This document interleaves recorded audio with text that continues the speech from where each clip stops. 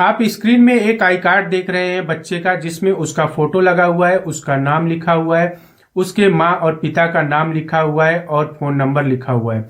उस स्कूल में उसके पिता उसको छोड़कर जाते हैं और महज 1 से 1.5 घंटे के बाद उनको फोन जाता है कि आपके बेटे की तबीयत बहुत ज्यादा खराब हो गई है, आप जितनी जल्दी हो सके फोर्टिज हॉस्पिटल में पहुंच जाइए, वहां आपके बच्चे से मुलाकात करिए और वहां पर उसकी स्थिति को देखिए। इस तरह से स्कूल से उस पिता के पास फोन जाता है और पिता आनन फानन में सारा काम धाम छोड़कर भागकर हॉस्पिटल पहुंच जाता है। जब सामने देखता है तो उसके बेटे की वहां पर लाश मिलती है और वो एकदम से मूर्छित हो जाता है। ये सारी कहानी दिल्ली के एक स्कूल की है। तो आइए जानते हैं ये पूरी कहानी किस तरह से अंजाम तक पहुंची है। राम राम, सत श्री अकाल। मेरा नाम अमर है और आप देख रहे हैं क्राइम स्टोरी। दिल्ली के बसंत विहार में चिमिया स्कूल में पढ़ने वाला एक छोटा सा बच्चा प्रिंस, जिसका नाम होता है, कक्षा 6 में ये पढ़ता है। इसकी उम्र महज 12 साल की होती है और ये पढ़ने में काफी होनहार बच्चा होता है। घर पर इसकी जो माँ और पिताजी होते हैं, इनकी दैनिक स्थिति बहुत अच्छी नहीं होती है। इसका जो एडमिशन वहाँ पे हुआ होता है चिमिया स्कूल में, एक कोटे के थ्रू, EWS कोटा के थ्रू इनका एडमिशन हुआ होता है प्रिंस का। प्रिंस अपने घर में 2 भाइयों में था, प्रिंस और पीयूष। प्रिंस छोटा बेटा था और पीयूष बड़ा बेटा था।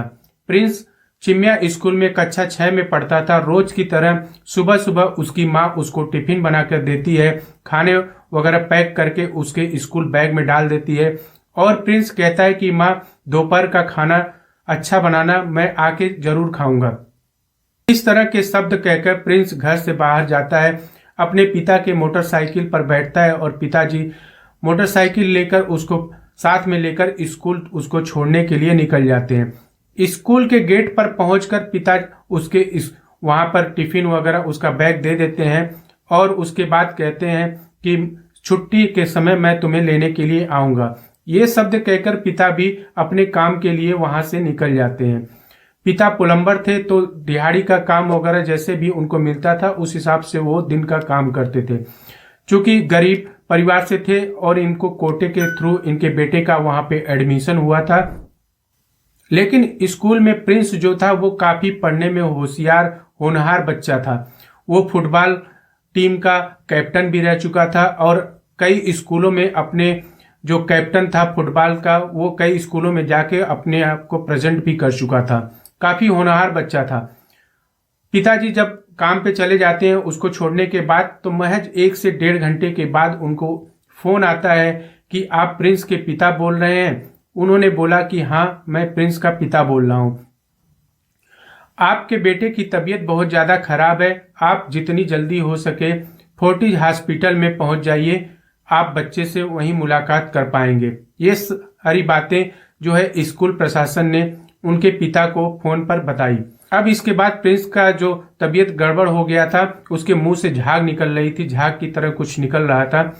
जो स्कूल का स्टाफ है वो उसको लेकर हॉस्पिटल, फोर्टिज हॉस्पिटल में पहुंचता है। डॉक्टर उसको देखते हैं और कहते हैं कि ये मर चुका है, अब इसकी सांसें थम गई हैं। लेकिन वहां पर डॉक्टर ने जब देखा कि इसकी रिपोर्ट कोई नहीं हुई है, तो डॉक्टरों ने ही, फोर्टिज हॉस्पिटल वालों ने पुलिस वालों को इस बारे में सूचना दिया कि इस तरह से एक बच्चा स्कूल से आया हुआ है, मृत्यु हालत में है, मर गया है और स्कूल वाले इसको लेकर इलाज कराने के लिए आए हैं। इसके मुंह से कुछ झाग जैसा निकल रहा है, हमें संदेह हो रहा है, इसलिए हमने पुलिस को इन्फॉर्म करने के लिए इस बारे में सोचा। पुलिस प्रशासन वहां पे पहुंच जाती है और जो बच्चे का डेड बॉडी है उसको अपने कब्जे में लेकर पोस्टमार्टम के लिए भेजने के लिए तैयारी करती है। तभी उसके पिताजी वहां पहुंच जाते हैं और अपने बच्चे की डेड बॉडी देखकर उनकी हालत एकदम खराब हो जाती है। उनके पैर तले जमीन निकल जाता है। वो सदमा एकदम से वो पिता बर्दाश्त नहीं कर पाते कि सुबह सुबह बच्चे को स्कूल छोड़कर गए थे और 1 ही घंटे में बच्चा ऐसे कैसे हो गया कि उसके प्राण निकल गए। उनको कुछ भी समझ में नहीं आ रहा था। बच्चे को पहले से कोई बीमारी नहीं थी, कुछ भी नहीं था, बच्चा एकदम स्वस्थ था, खेलने कूदने में एक्सपर्ट था। फुटबॉल टीम का खिलाड़ी और कैप्टन रह चुका था, तो इस तरह से उसको कोई बीमारी न होने का उसके पिता ने बातें बताई। अब ये बातें पूरे दिल्ली में तुरंत फैल जाती है सोशल मीडिया के जरिए कि उस स्कूल में, चिमिया स्कूल में एक बच्चे का जो वहां पे डेड बॉडी मिला है। इस तरह से पूरे वहां पे मामला फैल जाता है मीडिया में।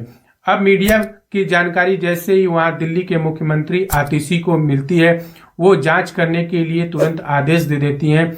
वहां पुलिस प्रशासन तुरंत वहां स्कूल में पहुंचता है और हर एंगल से जांच करने की कोशिश करने लगता है। पुलिस वाले तमाम बच्चों से पूछताछ करते हैं, स्कूल के स्टाफ, मास्टर वगैरह, टीचर वगैरह से भी पूछताछ करना स्टार्ट कर देते हैं। फिर उसके बाद सीसीटीवी कैमरे को खंगाला जाता है। सीसीटीवी कैमरे में जब देखा जाता है तो पुलिस के भी होश उड़ जाते हैं जब सीसीटीवी कैमरा देखते हैं। तो जब प्रेयर का समय हो रहा था, असेंबली में बच्चे सारे जा रहे थे अपने क्लास से निकल के, तो प्रिंस भी क्लास से निकलकर ऊपर से अपने नीचे ग्राउंड फ्लोर पर असेंबली प्रार्थना करने के लिए वो जा रहा था। जब नीचे उतर रहा था तो उसका कंधा एक बच्चे से कंधे से टकरा जाता है और वो बच्चा इसी बात पर इतना ज्यादा गुस्सा हो जाता है कि वाद विवाद करने लगता है।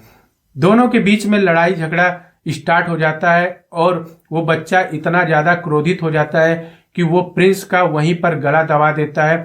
महज 6 से 8 सेकंड तक वो उसका गला दबा कर रखा रहता था।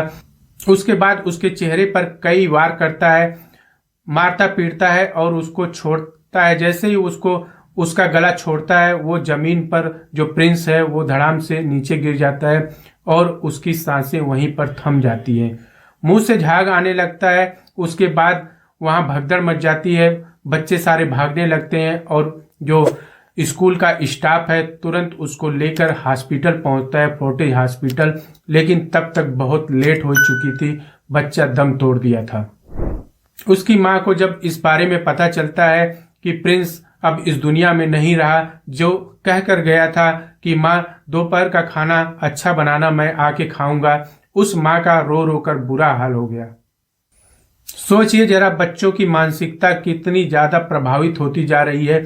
महज कंधा लगने से, कंधे की टक्कर होने से एक बच्चे ने दूसरे बच्चे की जान ले ली। हिंसक प्रवृत्तियां इतनी ज्यादा बच्चों के ऊपर हावी होती जा रही हैं कि वो अपने गुस्से को थोड़ा भी कंट्रोल नहीं कर पा रहे हैं। आज के समय में छोटी सी छोटी बात पर इतना ज्यादा बच्चे गुस्से हो जा रहे हैं, इतना ज्यादा वो एंग्री हो जा रहे हैं कि किसी को कुछ नहीं समझ रहे हैं और जो मन में आ रहा है वो तुरंत कर दे रहे हैं।